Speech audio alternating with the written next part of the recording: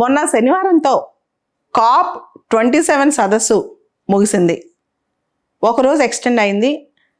యాక్చువల్గా COP26లోనే Paris rule book finalise అయింది. అందరూ అనుకున్నారు COP27 ఇంప్లిమెంటేషన్ మీద ఎక్కువ దృష్టి పెడుతుంది అని చెప్పి.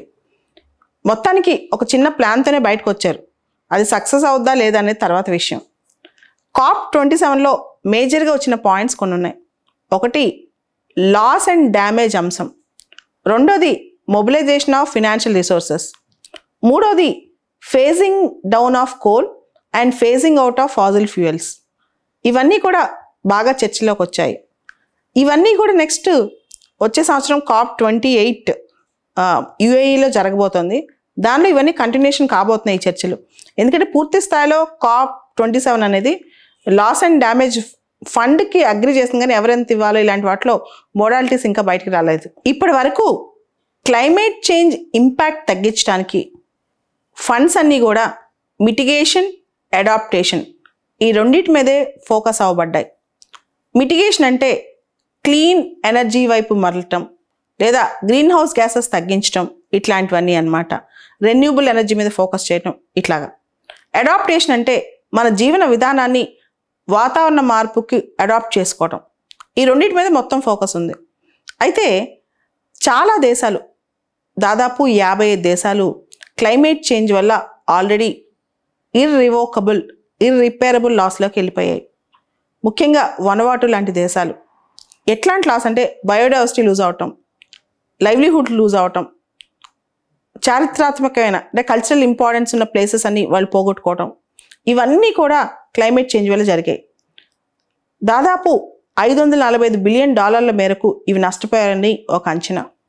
వనవాటు లాంటి దేశాలు గత 30 సంవత్సరాల నుంచి కూడా మాకు భారీగా నష్టం జరిగింది, దీని కాంపన్సేషన్ పరిస్థితి ఏంటి, దీన్ని మేము ఎలా రిస్టోర్ చేసుకోవాలి అనే దాని మీద పోరాడుతూనే ఉన్నాయి. ఈ పోరాట ఫలితమే ఫస్ట్ టైం ఈ COP27లో లాస్ అండ్ డ్యామేజ్ అంశం మీద చాలా ఫోకస్ వచ్చింది. దీనికి సంబంధించి ఒక ఫండ్ క్రియేట్ చేయబోతున్నాం అని కూడా ప్రకటన వచ్చింది. ఆ ఫండ్లో ఎవరెంత ఇవ్వాలి అవన్నీ ఇంకా ఏమి మోడాలిటీస్ రాలేదు, కానీ ఒక ఫండ్ మాత్రం క్రియేట్ చేయబోతున్నాం అనే ప్రకటన మాత్రం వచ్చింది. అంటే అవి ఎన్నో కోల్పోయాయి. వాటి భూభాగం కానీ, బయోడైవర్సిటీ కానీ, సైట్స్ ఆఫ్ కల్చరల్ హెరిటేజ్ కానీ, లైవ్లీహుడ్స్ కానీ. చిన్న చిన్న దేశాలు కదా, ముఖ్యంగా ద్వీప దేశాలు అనమాట, ఐలాండ్ నేషన్స్ ఎక్కువ నష్టపోయాయి.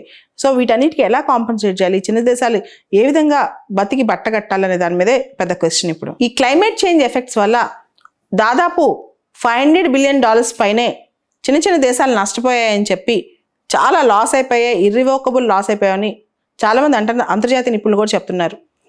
ఐక్యరాజ్య సమితి కథనం ప్రకారం ఇక నుంచి ఈ దేశాలు more than $200 బిలియన్ ప్రతి సంవత్సరం నష్టపోతాయంట క్లైమేట్ చేంజ్ ఎఫెక్ట్స్ వల్ల. అయితే ఈ నష్టాన్ని ఎవరు పూడ్చాలి? ఆల్రెడీ మనం విన్నాం క్లైమేట్ ఫండ్ అని చెప్పి. సంవత్సరానికి $100 బిలియన్ ఇవ్వాలి దేశాలని చెప్పి. వాటిలో కలెక్ట్ అయింది 1/3 అమౌంట్ కూడా లేదు, 1/3 కూడా లేదు. అయితే ఈ COP27లోనే ఇంకో మాట చర్చించారు. ఈ క్లైమేట్ చేంజ్ ఎఫెక్ట్స్ని తగ్గించుకోవడానికి, దాన్ని మనల్ని మనం కాపాడుకోవడానికి ప్రతి సంవత్సరం $4 ట్రిలియన్ నుంచి $6 ట్రిలియన్ ఖర్చు అవుతుందంట. So $100 billion దిక్కులేదు.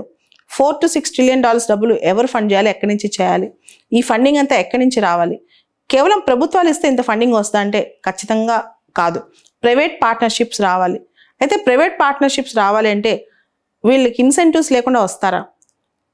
క్లైమేట్ ఫండ్స్లో కానీ, గ్రీన్ ఎకానమీలో కానీ ఖర్చు పెట్టాలంటే రిటర్న్స్ చాలా లేట్గా వస్తాయి కదా. ప్రైవేట్ వ్యక్తులు ఎందుకు దీనిలో ఇంత ఇన్వెస్ట్ చేస్తారు? ఖచ్చితంగా వాళ్ళకి ఏదో ఒక ఇన్సెంటివ్స్ ఉంటేనే వాళ్ళు వచ్చి ఇన్వెస్ట్ చేస్తారు. దీనికి సంబంధించి అంతర్జాతీయంగా కొన్ని ప్రణాళికలు రావాలి, ప్రపోజల్స్ రావాలి.